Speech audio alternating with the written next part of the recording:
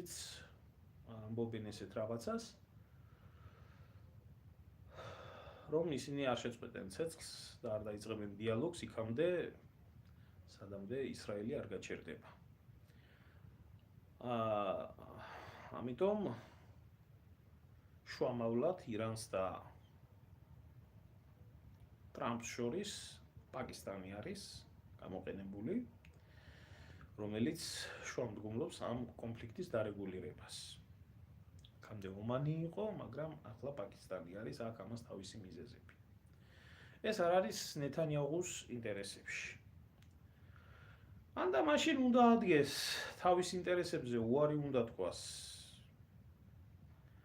უნდა გაყვეს ისრაელის ინტერესებს და ისრაელის ინტერესები რა არის?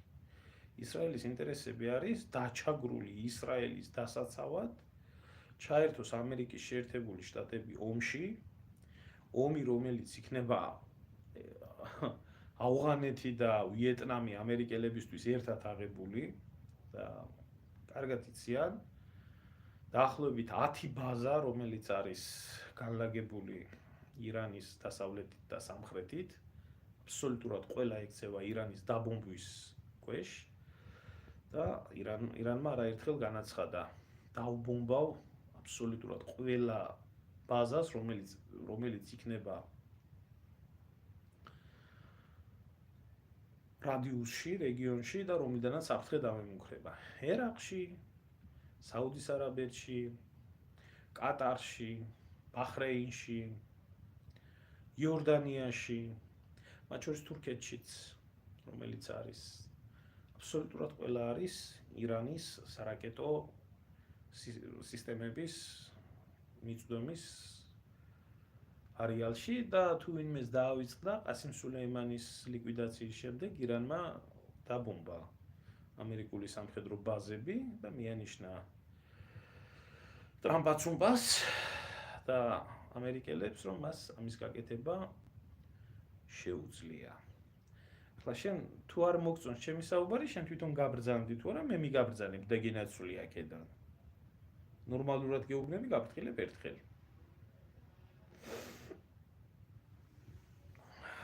მაშინ უნდა გაყოს ამ ყველაფერში თავი.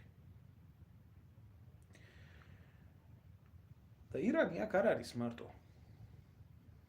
ირანის თუ არაბული ქვეყნები, საუდის არაბეთი, კატარი, ემირატები, კუვეიტი, ესენი ამერიკასთან ფულებში არიან ჩაძირულები, არსებობენ ქვეყნები, იგივე ერაყი, იგივე იემენი, იგივე მოძრაობა ჰეზბოლა, რომელიც პროირანული პროქსი არის და ლიბანში არის, რომლებსაც ამერიკელის სახელს ვერ უხსენებ.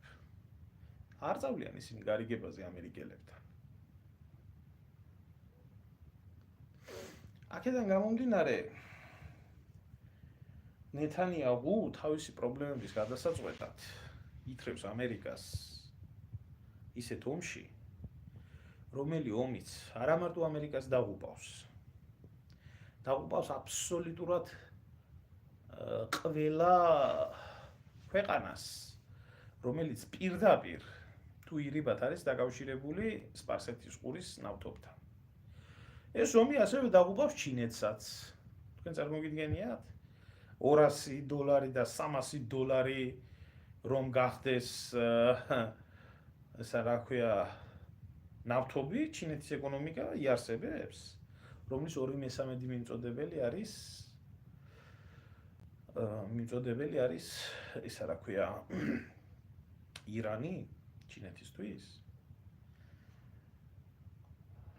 ამერიკა თუ გლიჯავს ატომურ ბომბს, ამერიკის ნაგლეჯი ბირთვული ბომბები, რადიაციული თოვლით და რადიაციული იმით რა ქვია ქარით წამოვა საქართველოში და გადაულის საქართველოს. მერე ვიქნებით ბედნიერები, ამერიკული დემოკრატია მოვა. აი საინტერესო კითხვა არის, გადავიდეთ, მოდი, კითხვა-პასუხის რეჟიმზე და ვისაც აქვს კითხვები, აქამდე რომ მოდიოდა, აი აღარ მოგაძულებთ თავს, ესე რომ ვთქვათ, ჩემი ლექციებით. კითხვა-პასუხებში ერთმანეთის აზრები გავცვალოთ, ძალიან საინტერესო კითხვა